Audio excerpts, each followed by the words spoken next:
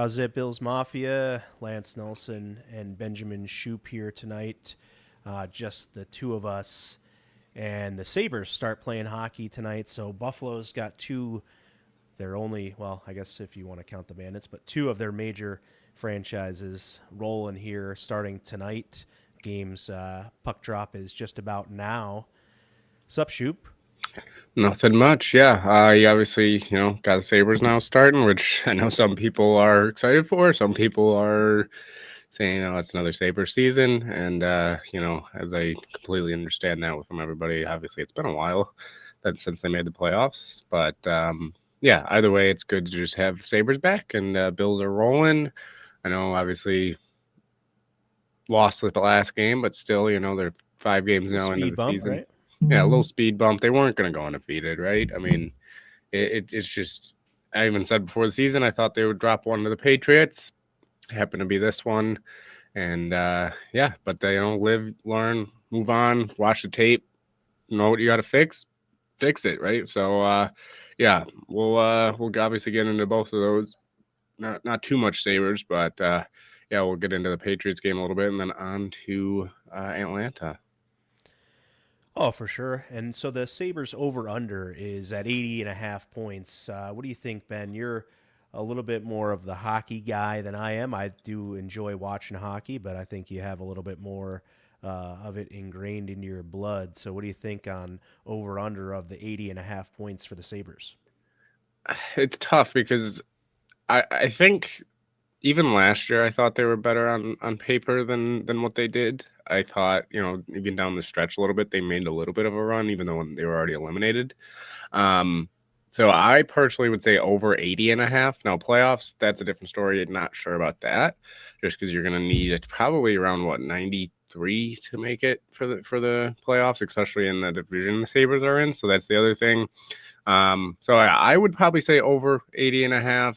I like what they did when it comes to the defense. However, you still obviously did not replace JJ Paterka, but you have young guys that hopefully can step up. But I know we've been saying that for a while. But it's a new season. A lot of things can happen. This new, I mean, Lindy's now second year with this squad, and hopefully can get them into shape here. But you still have guys like Tage Thompson. You still have Rasmus Dahlin, and those two guys alone are superstars. Dahlin obviously missed some games last year, which really hurt them. I believe he missed 10 games in a row, and I believe they lost every single one of them. So, yeah, it just proves to be how important Rasmus Dahlin is, and if he stays healthy, who knows what the season is last year. But, yeah, I'm excited for this season just to see who can step up and see if Tage can potentially win the Rocket Richard, which anybody that doesn't know, that is just the top goal scorer in the league. So maybe if he can, I know a lot of people, that's kind of their hot take this year, is that he can do it. So yeah, I'm excited. Not a huge fan though, I will say, of the goal scorer song. I like the I saw they song. brought it back again. Yeah, I like the song, but I thought that out of all the options, there were better options, and I think just even reading the comments of under that post, I think a lot of fans agree, but I guess they Right. didn't vote for it. So it's a little interesting seeing their replies when they did a vote. Obviously, Sabres, they could be lying, but yeah, it's funny to see the replies there. But either way, it won't matter what the goal scorer song is if you don't win games, because fans won't come to see it if you don't win games. So either way, There you just go. excited to see the Sabres start, and hopefully they can start off 1-0 this year. Yeah, facing a uphill battle. Benson and Power, I guess, scratched there last minute. Go follow our fellas at Two Goalies One Mike. They're our hockey team. So if you guys are interested in hockey, Two Goalies One Mike, and our guy Dwayne Steinell, head of hockey content, does a great job. And he'll be live after the game and all that stuff. So check out Two Goalies One Mike and follow them for all your Sabres up to date news.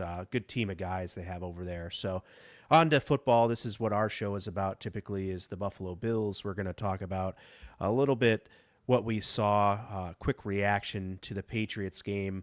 Obviously disappointing to get back to a 2020 tie and then have the Patriots go right back and hit that field goal from 52, and then you have 26 seconds of nothing, really, that was just Curtis Samuel bringing a kickoff out of from the 2 where he could have let it bounce and maybe gone in the end zone to save a little bit of time, and Josh Allen on a comebacker to Josh Palmer, which made no sense. Palmer fell right down basically, and the game was over. So that was a really anticlimactic ending to the game.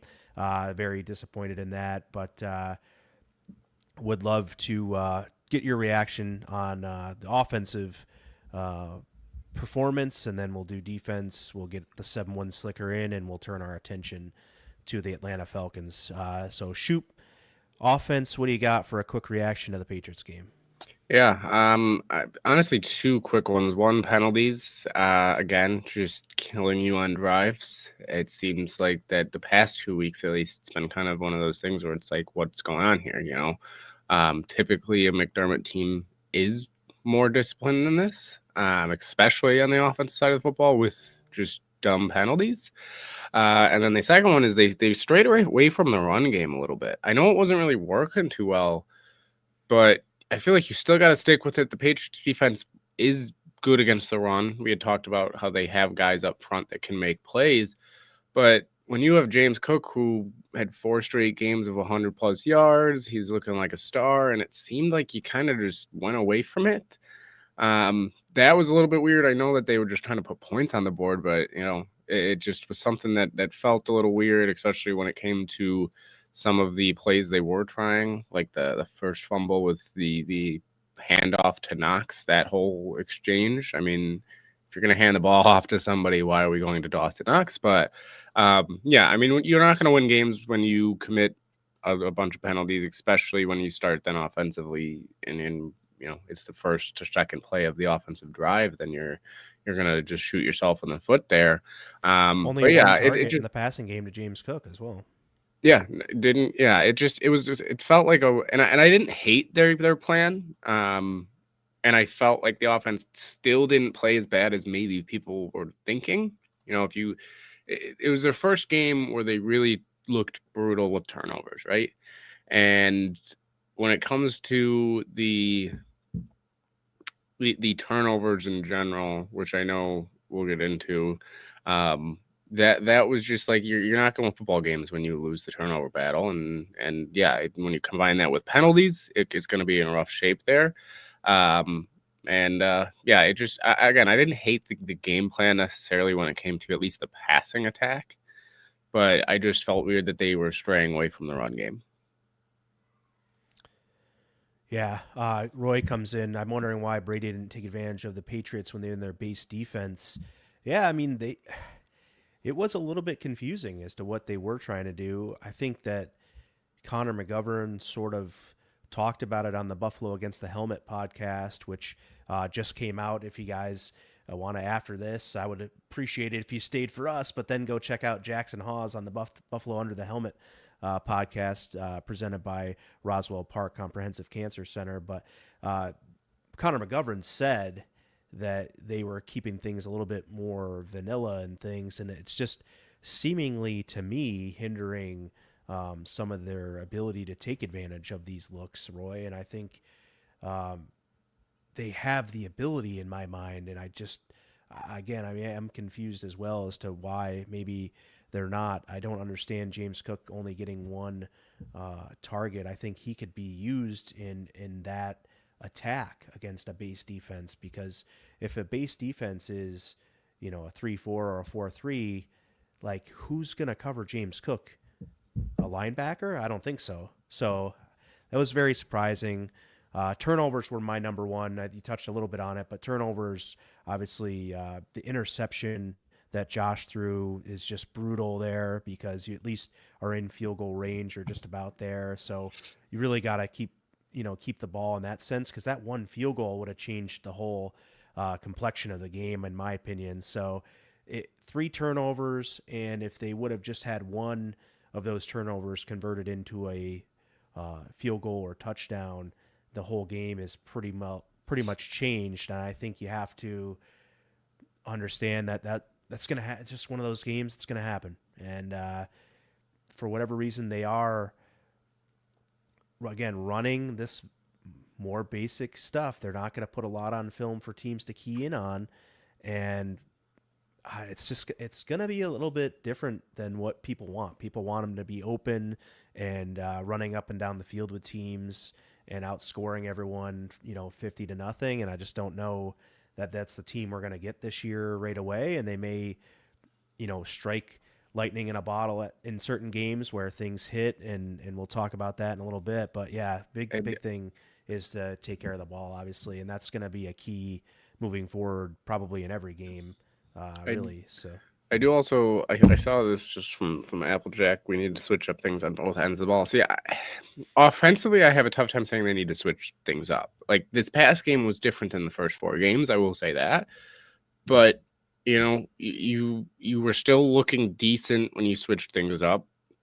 They did essentially switch things up from the first 4 games. Everybody was saying, "Well, push the ball downfield more. Stop with these short passes and the runs." And again, they strayed away from the run game and they started to push the ball downfield a little bit more. And I don't think, especially offensively, I've seen a lot of panic this week about the offense. Like the Patriots defense is no defense to just snuff off, right? Like they got Gonzo back, who's one of the best corners in the league. They have guys that they brought in, and they have a good coach defensively. That I just don't think it's time to switch anything up on offense. You had Josh throw a bad interception. You had a botched exchange between Knox and Josh, and then you have the fumble from Kincaid or Coleman.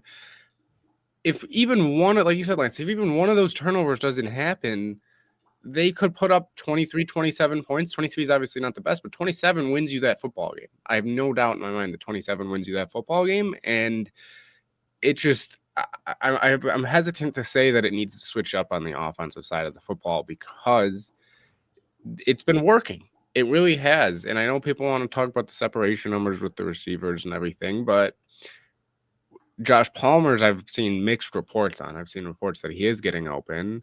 I've seen reports that he isn't getting open. So it's kind of weird to see the different numbers and the different analytics with separation. So yeah, I mean, I think if you're just if you're just solely basing last game on the offense, yeah, they do. I think, yeah, you're correct. They need to switch things up.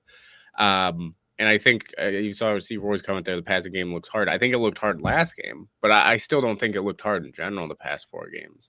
I think the Jets game they didn't need to, and I think it's today's NFL. I think for fans, they're so used to seeing balls downfield, throwing it downfield. But if you look at every team, that is today's game of get the ball out quick, get it underneath, get 5, get 7, get 10 within that range, right?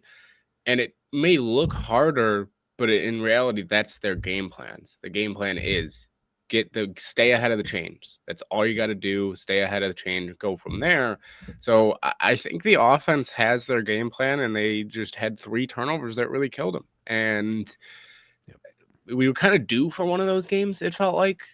I mean, even going into the game, like even after the game, I was like, well, it sucks that we lost, but we were kind of due we for lost a one lot of opportunity too. I mean, you look at the EPA per, receiving EPA for each player, and Shakir and Coleman had their lowest of the season against the Patriots, which speaks to their cornerback play, obviously. But it's just one of those things where they missed opportunity, like that interception. Now they missed the opportunity to run their near red zone offense and see, what's going to happen there. We didn't really get a chance to see it, or we missed another opportunity to see it. They had the ball at midfield, I believe, or nearing midfield when they fumbled the second time.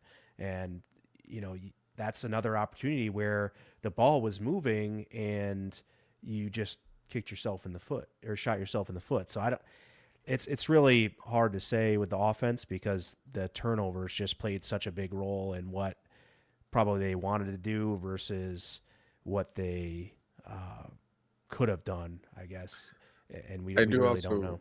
I do also think when it comes to the sorry, I was just reading that comment real quick. I do think, yes, they could have done better offensively when it comes to the receivers. But the one thing I will say, they need to stop, and I'm not saying get rid of it completely, but it should not be one of our first plays is a fade or a jump ball to Keon. it can work. It can Yeah. work in the red zone. Keon can make it work.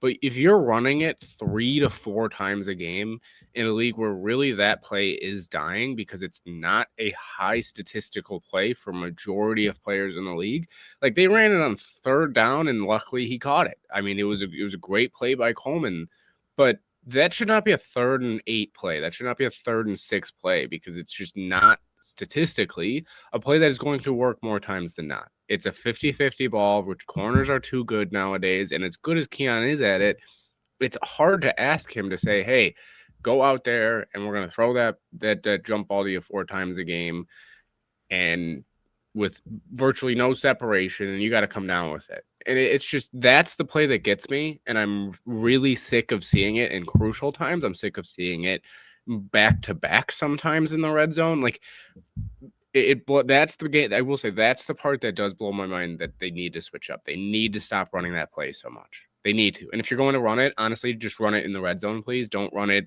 when it's 3rd and 8 and you're on your own side of the field and you need a crucial first down. Like that should not be a go-to play. And it seems like it is. And every time they run it, even when it does work, like I said, even when it does work, like when it worked on that 3rd down with Takion, I'm like, why is that the play call? Why is that the choice here? And so that I do want to just put that out there too, because that play, as much as Keon can make it work sometimes, it should not at all be the choice there. And I think Well, you I could even guarantee use that's going to Keon. set something up for later in the season. So I think they're going to make people key on, not to use a pun here or wordplay, but if they key on that play and then Keon Coleman's able to, fake that and run a different route, I think that they are able to I think that's run some things off fine. of it. But I I think think that they're setting a lot of things up for later in the year. Again, they're not going to give a ton of keys away because they have. We all know they can do a lot of different things on their offense, and they just their philosophy for whatever reason the last 2 years, everyone was screamed about it last year, and just it's plain and simple. They are holding stuff back, and they try to, dig themselves out of holes when they need to, and they did to an extent. They did tie it at 2020, and then the defense couldn't do anything to keep New England out of field goal range. It was still a 52-yard field goal, which is, not a chip shot, but it's just their style of play right now, and it drives people nuts because we know for a fact they can be much better than that. It's just a matter of how much they want to let the cat out of the bag, so to speak. yeah. Last thing I'll say though is like when it comes to that what I was saying a little bit earlier. Yeah. Again, I'm not saying get rid of the play. It's just we can still set stuff up and run plays without running it in the most crucial like moments of the regular season game. Like if you want to run that Coleman play 4 times a game, run it on first down. Run it when you're in the red zone, but when it's 3rd and 8 or even 2nd and 10, like that should not be the play in those situations. And that seems to me like even Joe Brady. I don't think Joe Brady necessarily calls horrible games or the play calls are plays that won't work.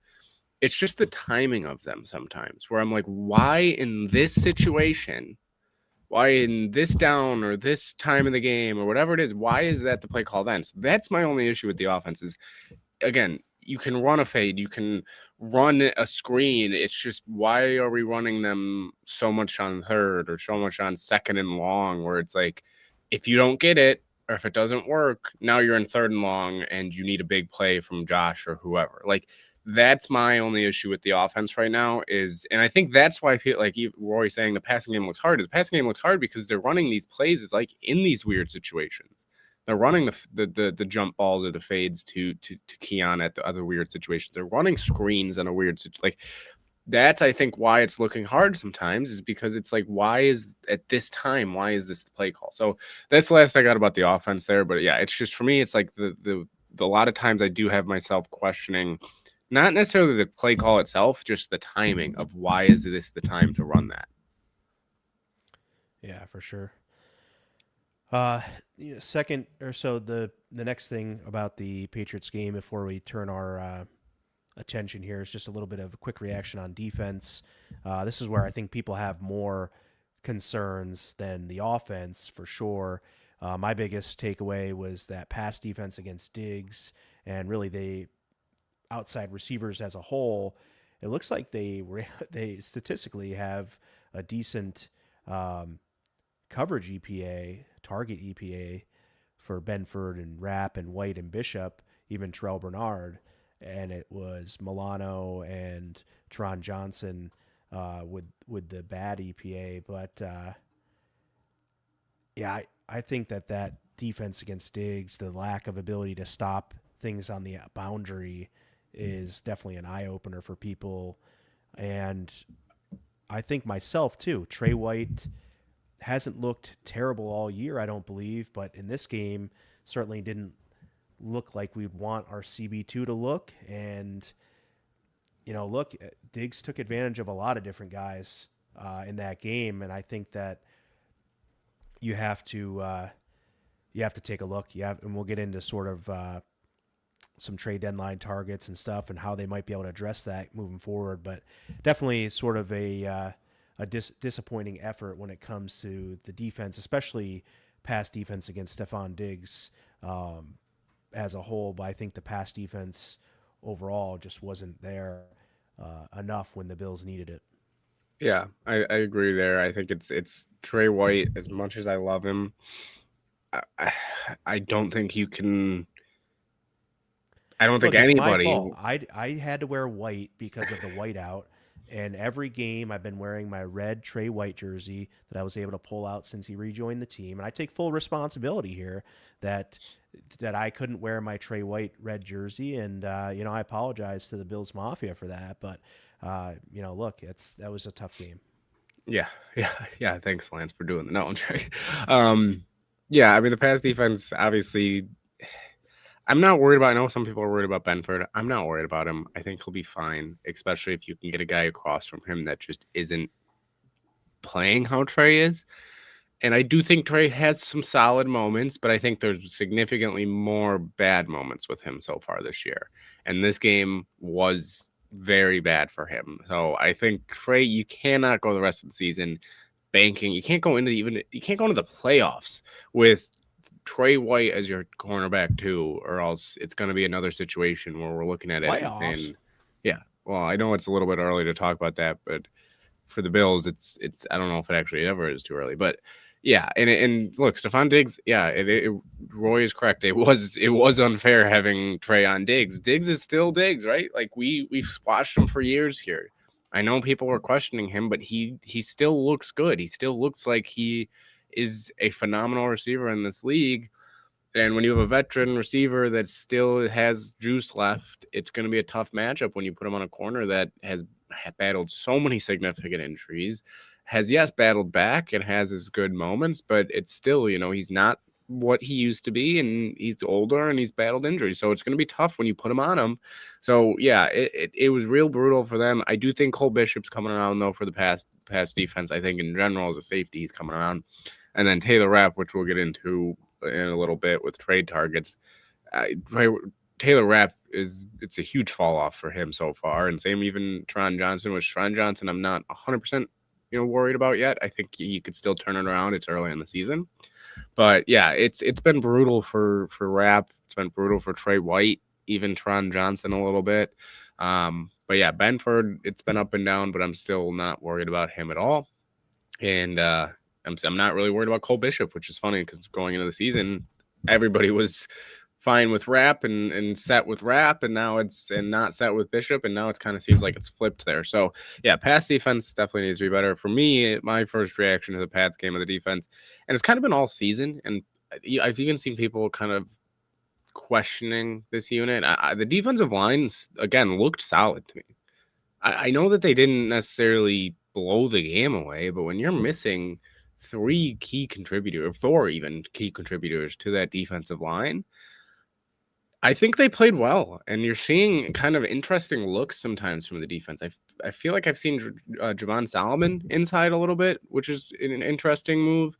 But I think they're getting the pressure rate is high. They have to finish the plays. Even that big third down when Drake May, you got to just give him props sometimes. I know that you want to yell at the players and yell at the Bills, but stiff arming a guy and then still making that throw to Diggs, that's a great play. And Drake May played a great game.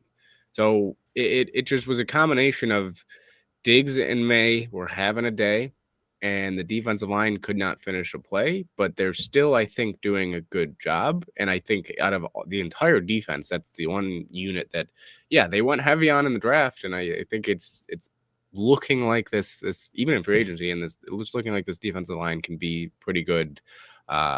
Going forward, especially as Sanders and Walker continue to get better. You get Ed Oliver back, Ogunjobi comes back. Well, I already said TJ Sanders will improve, but he'll come back. So, yeah, and I do agree with Rory as well. May is going to be a problem. I said at the end of last year, I think Drake May is a better quarterback. I didn't think maybe he would take a jump like maybe we saw last game, and he hasn't necessarily been lights out the entire year, but he's been good the entire year. So, yeah, I mean, it just happened to be one of those games where Patriots were on, they were looking good, and they took advantage of some weaknesses that the Bills had. But I think the defensive line is going to be fine and going to be good going forward. Yeah, absolutely. I just fleeced Izzy in a trade and got Drake May to start against you this week, and I'm so excited for that. So thank you, Izzy, for that. I traded Jackson Dart and I think Quentin Johnston, who might have an injury. Not sure what his status is. I saw a questionable mark next to his name and think he's more of a short-term guy. I don't know if he'll be a season-long player in fantasy, but I was able to strike gold to get a little Drake May action to back up Lamar Jackson since he's hurt, and get my team back in full force to face Mr. Shoop here in some fantasy football. So we are actually projected crazy enough. I'm projected to win by 0.13. But I do believe we both have some injuries. Yeah, we whoever both have wins, some I injuries. hope it does come down to 0.13. That would be amazing. Yeah. Well, does anybody have any Monday nighters here? I'm trying to see. I I have don't two know. guys tonight. I just realized. There you go. I don't know if you addressed this or not. Sorry if I missed it, but look, Michael Hoyt's going to be amazing for this defense, and I'm going to die on that hill. That's something that I think we saw a little bit in the preseason. I think Michael Hoyt coming out with his hair on fire each game is going to energize the defense as a whole and even the defensive line. I think it's going to change the whole dynamic. So I don't know about Ogunjobi, sort of a coin flip for me, but Michael Hoyt is absolutely going to change the dynamic of this Bills defense when he comes back. I think that he really adds just this multiple dynamic player where you could even have him play linebacker if you really need to, but probably edge rusher. He's played DT before, so he can kick inside if he really needs to in sort of a NASCAR package or stuff like that. So I think Hoyt's going to be moved all over the place in this defense, and I think you're going to see McDermott really shine with the usage of Michael Hoyt. So, all right, guys, it's time for the 7-1 Slicker of the Week presented by 7-1 Slicks Barbershop on Broadway in Depew, New York.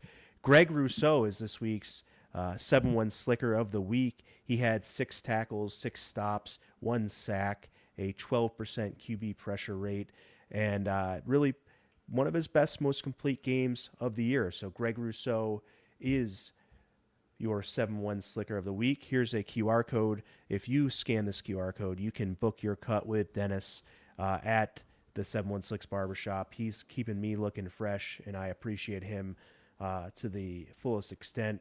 Please go out there and show your love for 7-1 Slicks Barbershop. What do you think about Greg Rousseau this week?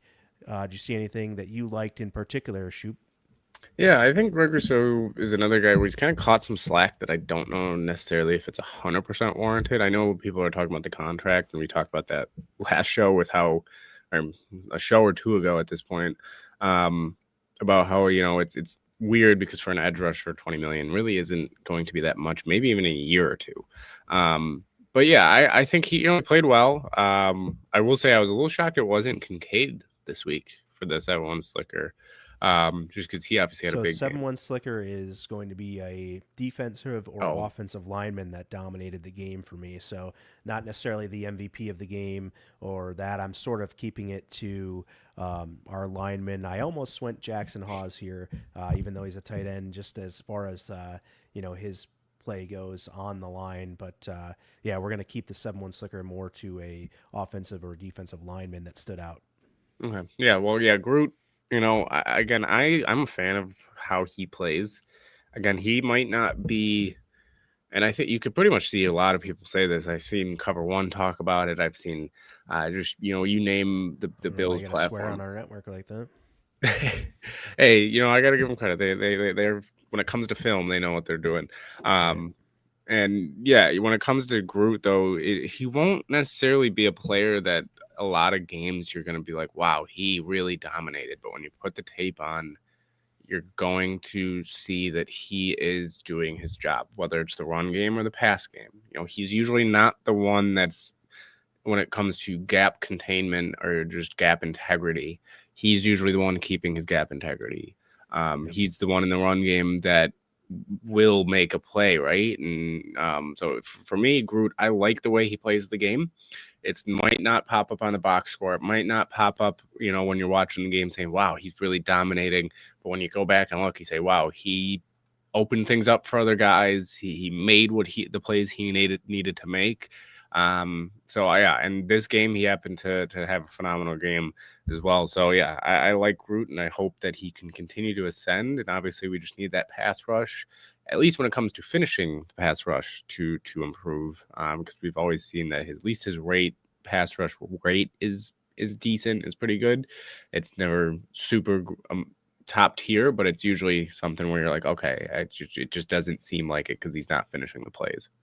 For sure, yeah, he's in the 10, usually around 10 to 15% pressure rate there. And look, he doesn't stuff the stat sheet with multiple sacks in every game. He's got a game or two a year where we talked about before, he gets two or three, and we would love to see that in his game more consistently, but it's just not his game per se. Like he is show up, do your job type of guy. He may not stuff the stat sheet with all the things you want to see from your $20 million edge rusher, but he's more than just an edge rusher.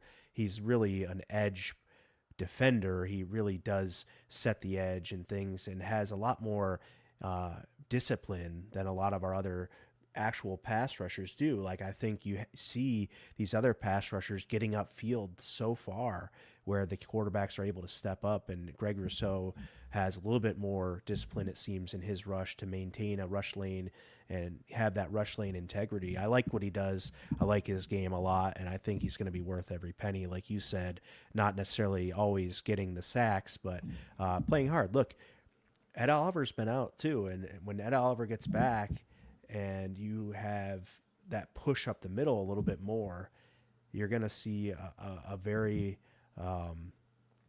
different result, I think, because either Ed Oliver's going to be getting the stats, or they're going to have to try to flush out to one of the edges. And if they're going to go Greg Rousseau's way, he's very shorthanded with the tackling. So I like the way he plays, and I like the way he helps on the edge overall, not just in a pass rush scenario. All right, Shoop, let's go through. Kind of getting long on our quick thoughts here. They're not so quick today, but a lot of good stuff. If you haven't done so yet, please like and share this episode. If you're on Facebook, please get in the comments, like and share. On YouTube, get in the comments as well, like and share that. If you can on YouTube, subscribe to that YouTube channel. Press the little bell button, and you can be notified when we go live every time. And if you're on X, why don't you come on over to YouTube, subscribe to that YouTube channel for us, and hit the like button there as well. But you could always like and repost this on X too. Greatly appreciated. We are sponsored by Monster Energy, the official energy partner of Built in Buffalo and 716 Barbershop on Broadway in Depew. We're going to go into a couple of trade targets here. I think there was a comment here. Ben, go ahead and start us off. We're going to go defense first, trade target, and then we'll go offense. But got a couple here, and I know mine aren't going to be super sexy. It's just guys that I definitely think would be worth it. And I'm going to preface all of mine with saying I don't know what they really can do to make a lot of moves here. I don't think that it's going to be as exciting as everyone wants, but if we're going to play the game, so to speak, I'm going into this assuming Brandon Beane knows how to make this work, and where there's a will, there's a way, so to speak. Yeah, I do also find it funny. I see a lot of people recently saying Bean, he'll never do anything. He won't do anything. Brandon Bean has made 3 trades before the trade deadline during the season in the past 2 years. Like he will, if he knows, he will make a move. Now, the other thing I want people to know is it takes 2 teams to make a trade. A lot of teams are not going to trade away guys that people maybe have been reported they could be traded or they've been inquired about. A team could inquire about a player, and the other team could simply be saying, "We're not moving him." Like that happens a lot more than people think as well. So I do just want to put that out there that hey, if you see a report that oh the Bills or the Steelers or whoever checked in on this guy, does not necessarily mean that the other team is going to be willing to move him. And it is not as easy as saying they just need to get it done. Now, you could be mad if another team makes a trade for a player and the Bills don't get him. That part I get. But if the guy does not get moved, we've seen it even with Myles Garrett. We've seen it with Trey Hendrickson. We've seen it with some guys before that they don't get moved, they re-sign, or they just go back to their team. That could have that is fully something that could happen where they just don't want to move him. Max Crosby is another one. But sorry, little PSA that I wanted to put out there before we say our players. But my first player is a guy that actually, when he was a free agent, I wanted the Bills to go after. I liked a lot. He's on the Las Vegas Raiders. He's a safety because when I'm talking defense, unless Hairston and Strong's injuries are going to prevent them to be out for a long time, I don't necessarily think you have to hit the panic button 100% on cornerback too. I think if one of them two can come back, I mean, Strong already looked like he's a guy that could be a guy like a good rotational, serviceable cornerback too. Hairston, we obviously don't know. So I don't necessarily think corner you need to necessarily fully panic on. So I'm going safety. I'm actually full panic on Taylor Rapp. He just looks slower, taking really horrible angles. Doesn't look like he can recognize a play. So like it's been a rough start to the year for him. So if you're gonna make a trade defensively, I personally would go safety, and it's Jeremy Chin from the Las Vegas Raiders. Raiders are obviously struggling. They're in a pretty rough shape. They have an older quarterback. It's kind of a weird direction that they're going in right now. Obviously, they have young talent on the offense, but defensively, it's pretty rough right now. So Jeremy Chin, he's faster. I think if you can get some speed on this defense, I think he can come in, learn the system, and I think he can give you valuable playing time if Rapp cannot pick it back up there.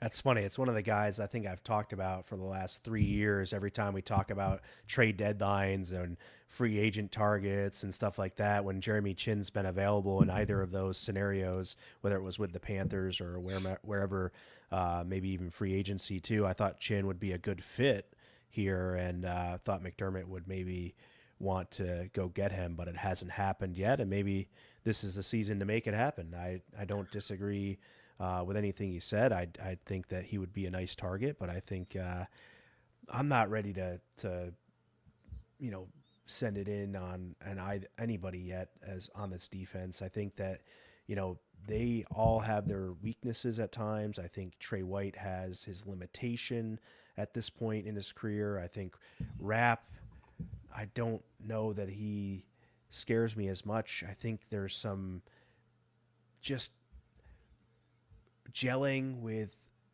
Cole Bishop, some other things. Like he's played really well in this defense previously, and I don't think he's just fallen off a cliff all of a sudden. So I mean, I guess I understand, like we do need to address it if it's not going to be corrected somehow. If there's not a corrective plan in any manner, then that does need to change, or we need to have someone here who can take over and be that steady Eddie in the back of the defense. But I went Reek Woolen from the Seahawks.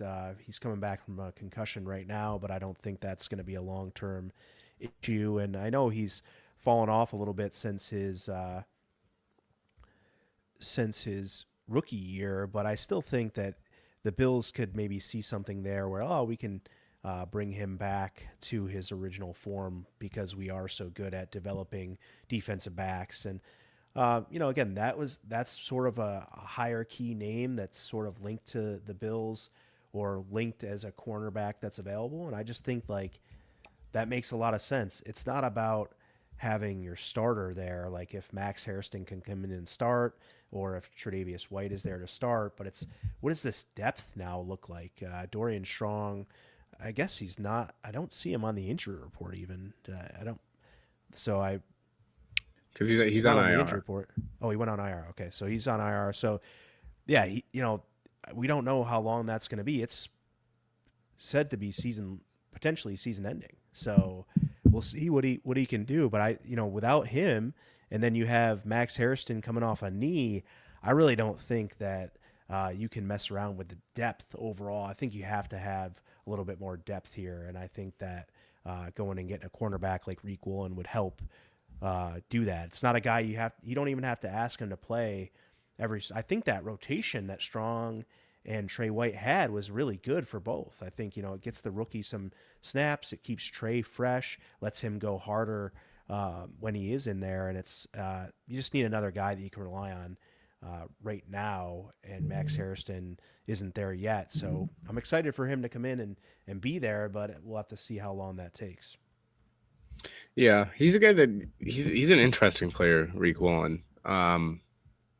Just because he's had his ups and downs also, but he's still young. He's shown that he can be very good in this league. Um, so yeah, I mean, I would definitely be on board. My only question I would say, and not to you, just in general, is would Seattle, with how well their defense is playing, with how well they're playing in general, would they be willing to? We obviously have heard rumblings about Reek Woolen before around the league. But if they are, I would definitely be open to it in general. Because, yeah, I mean, corner, yeah, it's a lot dependent on, and it's weird we're not getting a lot of great updates on Strong or Hairston about what their plan is or if they're going to be back soon or not. I mean, with Hairston, it doesn't seem like we might not see him at all this season. That's what it's hearing to me. And then now Strong goes down. So, yeah, if neither of them are going to be back soon or at all, yeah, I think you got to. I would probably switch mine to saying, yeah, corner would be the number one. And yes, Roy, anything that keeps staying. I And think you see Jamarcus Ingram before that. I think even though Scott has mentioned a bunch of times, and I hope Scott's having fun officiating a wedding tonight, but he's mentioned a bunch of times how Jamarcus has played a little bit more inside, but I think Ingram can come out and play corner for us if need be, and I think we should see him. I would even ask that they do that. So, yeah, I think Harrison comes back. I think they're just not going to start his window now because next week's an off week, and after that they'll bring him back and start his window, and then we can see him within 3 weeks there. Hopefully, hit the field. I mean, certainly looks at least halfway decent in the little cut videos you get with him backpedaling and driving off his leg. I think that it's not terrible looking there. So I want to see what they do with him. I'd be interested, and I think that you have a guy that I think Reek Woolen was a guy that you thought Bills might draft, and they go Kyer Elam first round in that draft, and they don't take him, so they end up with Christian Benford obviously after that. But so that's my defensive philosophy there for the trade deadline. And on offense, I'm going to just go and say Chris Olave. This is purely from a sense of my fantasy team is named Extra Virgin Olave Oil, and I have Olave on both teams, and it would be really cool to have a good Bills receiver on my fantasy team. Other than that, would it be a great fit in the offense? Yeah, it would be. I don't know that they can make it happen. I'm not sure what New Orleans would be looking for in return. There's some financials there that you may have to figure out being on the last year of his deal, I believe. So you'll have to see if you're going to re-sign him or if it's a one-year rental type situation. But Chris Olave definitely can be a downfield stretcher and be able to play a little bit more on the outside as well, and maybe just provide a boost to the room if nothing else. yeah, I'm back and forth on Olave. I kind of sometimes lean no, just because his separation numbers really are tough. But yeah, he could be a guy that if he's in the right situation in this offense, he can be that outside guy that can help stretch the field and make big plays here because he's a good receiver. Like I don't get me wrong, he's a really good receiver. It's just his would his separation numbers change, which is kind of the issue with this team. And his injury history scares me because one more concussion, his career could be done. He's had, I believe, 4 or 5 concussions since entering the league, and he is still a young guy. Like, I believe this is his rookie deal that's ending right now. So I'd be all for it, depending on what you give up. Because, like I said, he has a good receiver. If we were going Saints receivers, though, I would actually prefer Rashid Shaheed, which either way for you would be fun because you'd be able to have a fun last name in Shaheed, or you have a guy that is part of your fantasy lineup. So either way, I think it'd be fun for you. But my guy that I'm going to go is another Raider. So I'm going 2 Raiders. If you can't tell, the Raiders are a bad football team. I'm going Jacoby Myers. Jacoby Myers, he's another guy that can play in, can play out. He can get open, and he's already kind of asked for a trade before the season, and now they're 1-4, and it doesn't seem to be like sometimes I've been watching the Raiders a lot recently, just because one, I'm an Ashton Genty fan, and two, they're on a lot, it seems. So their offense is really just playing in a weird spot right now. Genty's starting to get it going, but they don't have an offensive line. Geno is turning the ball over, it seems like 3 times a game. And it sometimes seems like Trey Tucker's more of a guy that they want to get the ball to than Jacoby Myers, which is weird because Jacoby Myers is a receiver that, again, in the last year of his deal, has proven that he can be a reliable target, whether he was in New England. I still liked him then. And then when they let him go, I was very confused because I believe they brought somebody back in for the same exact number for some reason, blanking on the receiver's name. But yeah, I would be a huge fan of Jacoby Myers. He's another guy that is 6'1", not going to have blazing speed, but can get open, can play both in and out. You can do many things with him, and I think he would want to go to a team that would want to win because he's been on some pretty bad teams in his career when it comes to the Patriots and Raiders. Right on. Yeah, I don't feel one way or the other about him. I think that if they brought him in, I would obviously root for him, but I'm not gonna bang the table for him either. So either way, they should contact the Raiders. Yeah, I guess the Raiders are Ben's go-to. John's talking about it, free agent corners, James Bradbury, Kendall Fuller, Steph Gilmore, Asante Samuel Jr. There's other guys. There's Trayvon Mullen. I'm not sure. Trayvon Mullen. I'm not sure what his health status is. Those are some guys that are probably potentially targetable, but yeah. I do also want to put a PSA out on Asante Samuel Jr. His name is bigger than how his play is and how he is, because he's also a very small guy.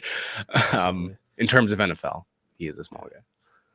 All right. Again, please smash that like and share this broadcast episode. And if you're listening to this on audio, appreciate if you would share this episode on Apple Podcasts or wherever you listen to your audio podcasts as well. Injury report here, a little bit even more delayed. Normally we get a Wednesday and a Thursday status, but because of the Monday night game, we're just getting the initial status, sort of like a Wednesday-ish vibe. So Deion Dawkins limited with a thumb, DeMar Hamlin pectoral limited, Kincaid limited with an oblique. Matt Milano did not practice. No surprise there. He's week to week with that re-aggravated pec muscle. Limited for Ed Oliver and his ankle. Looks like he's nearing his return here based upon his social media presence. Taylor Rapp with his nose was limited. Curtis Samuel, neck and ribs limited. Obviously, probably pretty sore. Took a beating there in that game. And TJ Sanders did not practice with a knee, which may or may not surprise some folks here. We'll see where that rolls into on, I guess, Saturday. We'll kind of get more of the game status for him. And then Dorian Williams with his knee is limited. So on the Atlanta side, Nathan Carter, a running back, is full participation. Taquan Graham, the calf, is full participation. Cotterell Hodge, a wide receiver with a groin, is limited. A.J. Terrell, their left cornerback, is back to a limited participant with a hamstring, expected to play this week potentially. Some excitement there for Falcons fans I saw. Natron Brooks, concussion shoulder, was limited.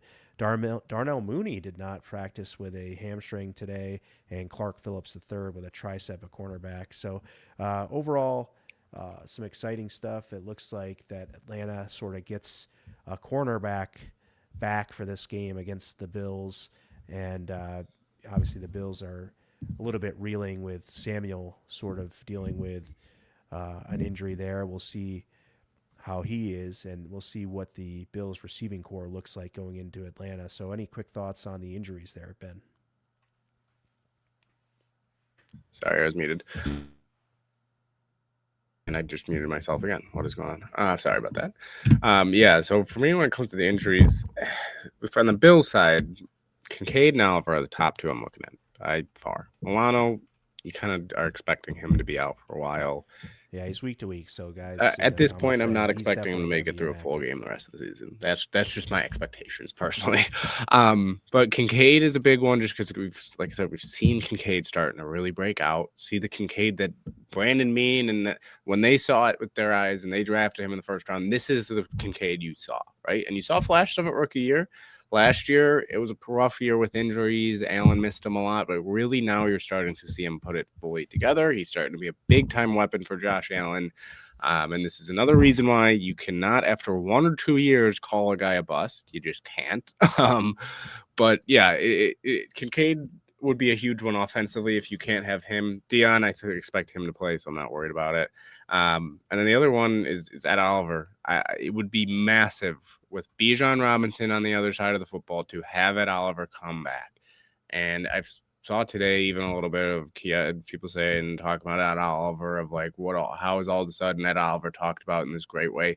Ed Oliver's a good football player. I don't care what anybody says. I really like, again, him not getting sacks for games on games or having 4 bad games in the middle of the season does not make him a bad football player when the rest are either okay, good, or wow, he looks amazing because he was phenomenal in the playoffs. He was phenomenal towards the end of the season in the regular season. He had a great week 1, and I don't want to hear that, week 1 he went up against the offensive line that I don't. Ed Oliver's a good football player. I don't like. He is important to this defense when he wants to. And it's a little bit like TJ Sanders, and I guess that's the frustrating part I know with Bills fans is when he wants to, he can turn it on. It's that simple, and sometimes he doesn't in the regular season. There's more players in the NFL I think that people don't realize that are like that. So yeah, he's a guy that can turn it on when he wants to, and it's kind of annoying sometimes. But Ed Oliver would be huge coming back, not only in the pass rush, but also just in general with this defensive line. Yep. Yeah, I would expect Ed Oliver to play this week, so I'm excited to see how this shakes out. Just for the sake of time, I'm not going to say too much more on injuries. Let's get into the keys to the offense here. And if you don't mind, I'm going to take it first and just say you got to let James cook this game. The Falcons are 27th overall in EPA per rush allowed, and you have to exploit that. That's going to be the Bills' key to victory. Let's get Cook going early and often, and I want to see the explosive plays. I want to see Cook break one finally. He's been so close to sort of breaking one and breaking the line and being able to take it, and it seems like he gets to that 8-yard mark and someone just grabs his shoelaces and trips him up. So hopefully if James Cook can bust one, I think that you have to hope that their run game works this week a little bit more effectively than last. Yeah, for me, I'm gonna go with just, you can't commit penalties. You got to be disciplined. Like to me, that's gonna be always the number one drive killer besides the sack. Because for fun fact for anybody, I believe, from what I've seen multiple times, but I hope the number's right. When a quarterback, I think John Gruden I saw the first time was the one that brought it up. When you get sacked in an NFL game, or not Bob, John Gruden. If you ever look him up, he's a coach that I'm blanking on his name. He's coached Peyton Manning. He coaches Baker now in Tampa. He's a really old coach. If you get sacked in an NFL drive, your chance of scoring a touchdown goes down to 7%. A touchdown, obviously not in general, but a touchdown goes down 7%. So sacks and then penalties for me will always be the number 2 drive killers. Obviously turnovers is up there, but yeah, when you're talking about winning a football game, you have to be disciplined. You saw last week, it was absolutely killer. And yes, I know some of them were not exactly the best calls in general, but you cannot commit penalties. They will kill your drive, even if you're rolling. And that's all it takes is one. So penalties. And two, I just want to see. I don't want to see us trying to do too much. Run, yeah, like you said, Lance, run the football. And I do also kind of want to start seeing in general when it's second and short, take a shot, especially if it's second and one. If it's second and one, don't just run. I mean, you can sometimes, obviously, but that's when you should be taking your shots. Play action. You should be going downfield, right? Is second and short when the defense says, hey, they might be running it here. We got to force a big third down. So, yeah, I just want to see more shots on second and short and less penalties. And yeah, I do agree as well. Brady just has to be smarter, and Ty Johnson does. I would like to see him more as well. Yeah, right on. Always, ball security and lack and discipline is going to be a key to victory. Interesting here. Look, James Cook's going to get some more usage. I think we talked about that going into the season, that you're going to have him being utilized more. And now Ty Johnson's effectiveness is sort of dwindled a little bit to start the season, at least. But I think he has that still in there, and it's a matter of unlocking it or really unleashing it in a game. He hasn't been fully ineffective, but I think the opportunities have not been there as much as last year, and people are gonna make these comments because you have James Cook really commanding. Now, I did see it a little bit more in the Patriots game. James Cook only had one target, and I thought that Ty Johnson did go in a little bit more on third downs in the Patriots game, and we'll see where that goes for Ty Johnson. Stuff in the stat sheet and things like that moving forward. But he was always one of those guys. I thought, if you do get him going, he's going to make good things happen. I'll always say he's one of those guys. You'll say he always falls forward. He always, gets that extra little yard or a couple inches. So one of those guys that you love to have on your offense, I will say. All right, Ben, give me your key to the defense here against Atlanta. Defensively, keep Penix in the pocket. Just keep him in. Like, again, he's not known to be like this insane running quarterback. Right? He's not Lamar Jackson. He's not Kyler Murray. He's not Mahomes, right? But he can. But he can. And we've seen it even with other players. We saw it even a little bit with Tua in Miami this past 2 weeks ago at this point, right? 2 weeks ago. Or 3 weeks ago, actually. So yeah, with you've seen it with guys that necessarily aren't great runners. If you break containment and you allow a running lane, nowadays every quarterback will take advantage. Maybe besides like Aaron Rodgers because he's 41 years old. So yeah, I'm gonna say contain, keep your gap integrity, don't let Penix out. And number two, it's gonna be similar to the offense. Just don't commit stupid penalties.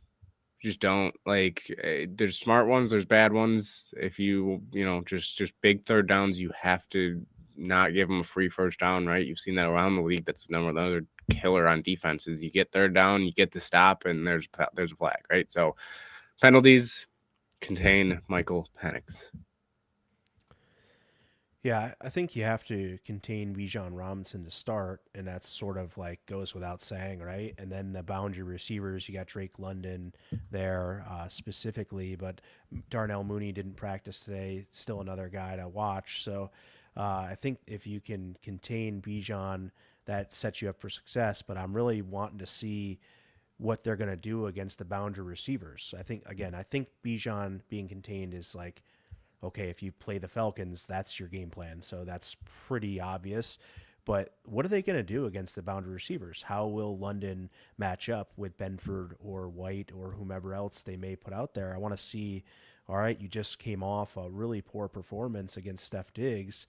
Can you go out there and stop Drake London and those other guys on the Atlanta offense? Or are you just going to be so focused on Bijan that you aren't able to also contain Drake London? So I'm very interested to see how that works. Now, both teams are not so great in EPA per rush rank this year. So when we go to our fantasy start sit here, my starters are going to be Bijan Robinson and James Cook. I think both defenses can give up some to those running backs. I think James Cook and Bijan Robinson are strong starters in most weeks, but especially this week. Yeah, my start this week in fantasy. Well, before I do, also want to say Drake London's also coming off, I believe this is his best game of the season so far. Yep, So he is he's indeed. rolling. But my start for fantasy is kind of out of left field. I just have a gut feeling, and not my gut feeling is again not always right. Um, I just have a gut feeling that he's gonna have a good game. Is Tyrell Shavers. I think that you haven't seen him much this year. He's a guy that I think needs to be seen more as a route runner, at least, and as a receiver, because we know he can block. He's going out there a lot, and it seems like every time you go out there, you're like, oh, this probably is run because you're seeing Tyrell Shavers trot out there. But he's a guy that, like, when he gets thrown the ball, it seems like it's not a bad decision when it ever it is happening when he's getting the ball. So I would like to see Shavers more. I could see him getting a touchdown. So in fantasy, obviously, touchdowns are the big reason why you always want guys to start. So I could see him getting a touchdown today, and being a guy that if you're in desperate, like this is ultimate desperate need of a receiver, um, take a shot. Why not? He probably did have a touchdown today in practice, but on Monday, hopefully, he has a touchdown for those who might have him in fantasy. But I'm gonna sit Kyle Pitts. I'm not actually gonna sit him on my one team because I don't have another option. But I would sit Kyle Pitts if you have another option this week.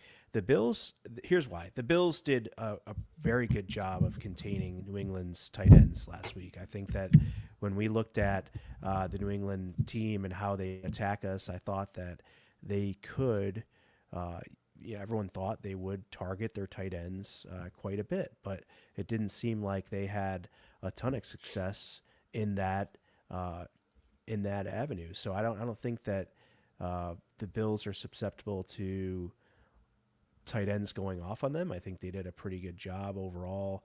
I'm just throwing up some things here.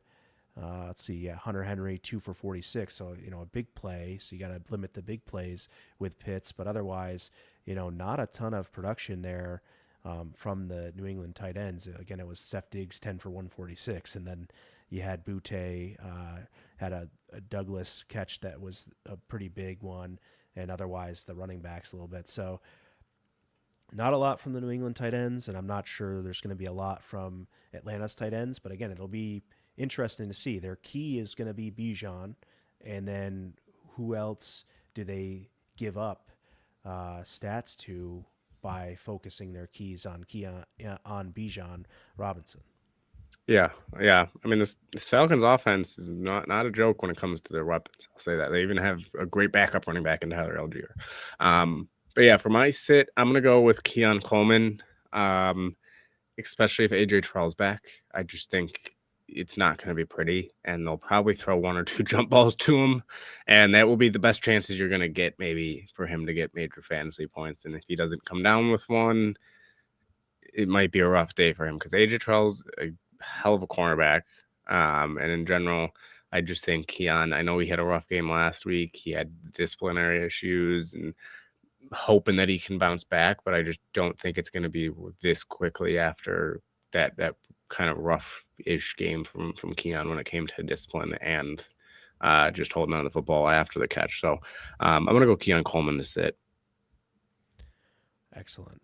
All right, guys, we're going to get into our game prediction now. If you can, drop your score prediction in the comments. If you're on X, come on over to YouTube or Facebook and get into the comments so we can get your score predictions, or you can try to leave a comment on X and see if we get it. Sometimes we seem to get them, and other times we don't. So it'd be interesting little experiment here. But guys, what do you think in the comments? Send us your score predictions as well.